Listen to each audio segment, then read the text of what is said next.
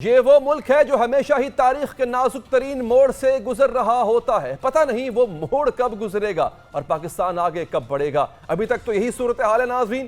محبت گولیوں سے بو رہے ہو, وطن کا چہرہ خون سے دھو رہے ہو. گما تم کو کہ رستہ کٹ رہا ہے, یقین مجھ کو کہ منزل کھو رہے ہو. بات کرنے کے لیے ہمیں جوائن کیا سینئر اینکر پرسن طنز نگار محترمہ فریہ ادریس صاحبہ نے. فریہ صاحبہ آپ کا بہت شکریہ. فریہ صاحبہ, this is the state of affairs of Pakistan since last 76 years. آپ کو کیا لگتا ہے, کوئی بہتری کی امید ہے؟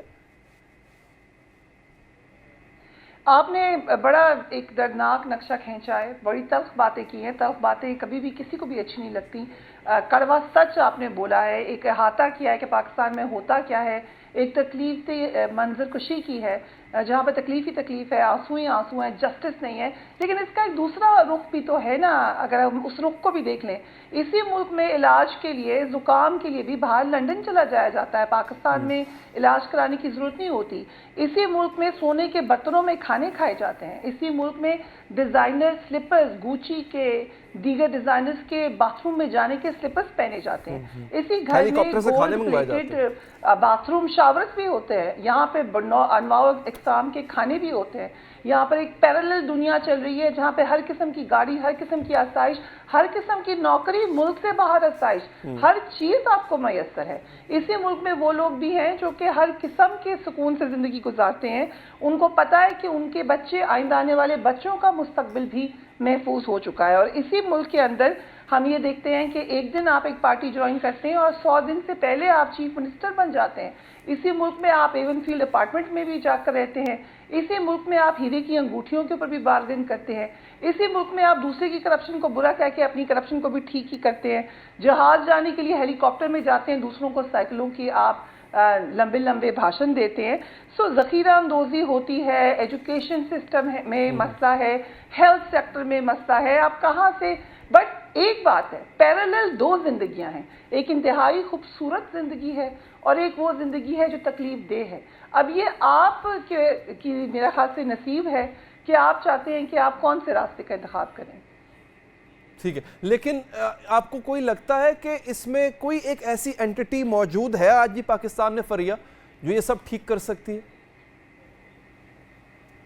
دیکھیں, اس میں نے کبھی بھی آج تک بھی میرا پوائنٹ آف ویو مختلف رہا ہے, کیونکہ پاکستان میں ہمیشہ ہم یہ سمجھتے ہیں کہ ایک مسایہ سنڈروم ہے اور ایک کوئی شخصیت آئے گی اور وہ پاکستان کو ٹھیک کر دے گی. میں ہمیشہ کہتی ہوں کہ انقلاب خون کا نہیں, انقلاب پسینے کا چاہیے. You need to sweat to change. آپ کو محنت کرنی پڑے گی. مسئلہ یہ ہے کہ ہم ایس پاکستانی محنت کرنے کے لیے تیار نہیں ہوتے.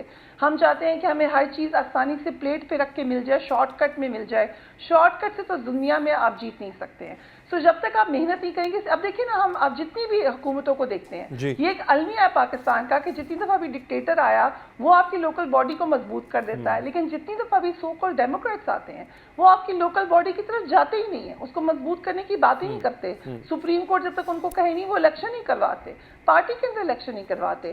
سو میں تو سمجھتی ہوں کہ ہم سول ملٹری کی ڈیبیٹ کرتے ہیں, ایکچولی یہ ڈکٹیٹر ورسز ڈکٹیٹر کی ڈیبیٹ ہے.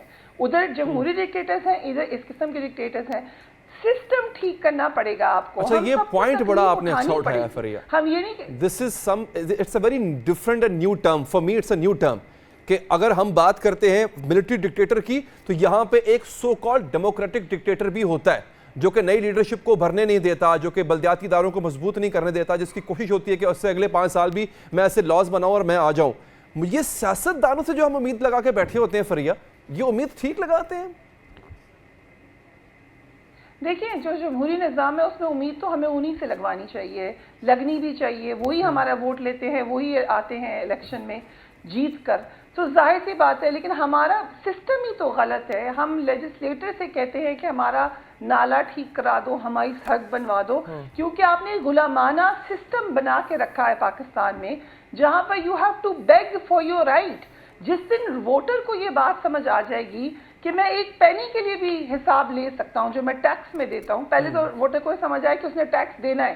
آپ کا کون سا ووٹر ہے جو ٹیکس دیتا ہے؟ میں اور آپ ٹیکس دے دیتے ہیں, باقی وہ بھی ہم اس لیے دیتے ہیں کہ ہمیں دینا ہے, ہماری سیلری میں کٹتا ہے ٹیکس. لیکن باقی کون سے لوگ ہیں جو ٹیکس دیتے ہیں؟ پھر ٹیکس پہلے دیں, پھر اس کا حساب لیں. ابھی آپ جن سے بات کرتے ہیں جو ٹیکس نہیں دیتے, وہ کہتے ہیں جی سیکیورٹی ہماری ہاسپٹل ہم خود استعمال کرتے ہیں, ہر چیز ہماری اپنی ہے, تو ہم ٹیکس کس بات کا دیں؟ ہم اس سے بہتر ہے ہم چیریٹی دے دیں. سو بیسک کانسیپٹ ہی لوگوں کا جب ٹھیک نہیں ہے, تو آپ نے جب مسئلہ یہ ہے علی کہ ہم کو جانا ہی سسٹم وائز ہے. You need to eradicate this system جو ابھی ہے, اور امپلیمنٹ کریں ایک ایسے طریقہ کار کو جو کہ اصل میں قوموں میں رائج ہے. ہمارا مسئلہ یہ ہے کہ ہم کہتے ہیں کہ بس ایک بندہ آئے گا اور وہ پاکستان کو ٹھیک کر دے گا. فریہ صاحبہ بہت بہت شکریہ آپ نے پروگرام کے لیے